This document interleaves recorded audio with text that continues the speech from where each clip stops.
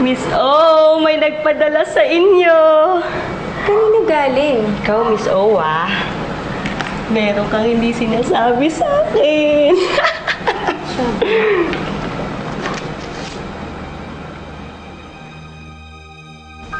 Liv, every time I think about love, I always think about you. Clark.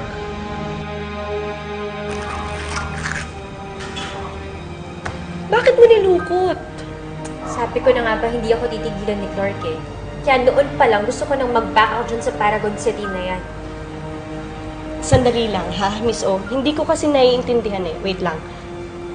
Anong kinalaman ng pagbaback out natin sa Paragon City at sa Bulaklak na to? Ganda pa naman. Si Clark? Yung ex mo may hawak ng account natin? Yes! At siya rin ang Senior Vice President ng Paragon City. Siya rin yung kamiting ko kahapon, hindi ko lang sinabi sa'yo. Kaya nga gustong-gusto ko nang mag-back out kahapon pa lang. Seryoso ka ba? Of course, I'm serious, Mary. Siguro naman makakahanap pa tayo ng ibang lugar kung saan tayo pwedeng magtayo ng branch natin.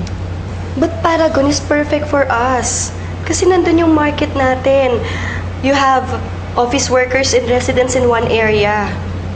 Nakakapanghinayang lang talaga. Well, I know that. Pero hindi ako patatahimikan ni Clark. Akala ko nung una kaya ko. Pero hindi pala.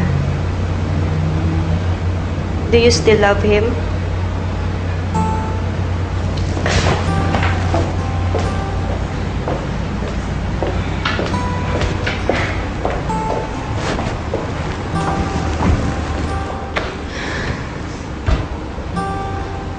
Bakit di ka sumasagot? Mahal mo pa din ba siya? Sobra akong nasaktan nung naghiwalay kami dati. Kaya ngayon pa lang gusto ko ako na yung lumayo. Alam ko rin naman na wala nang patutunguhan yung sa amin ni Clark eh. At ayoko din na ako yung maging dahilan para masira yung pamilya niya. I have to be firm. Ipo-pull out ko ang application natin sa Paragon City.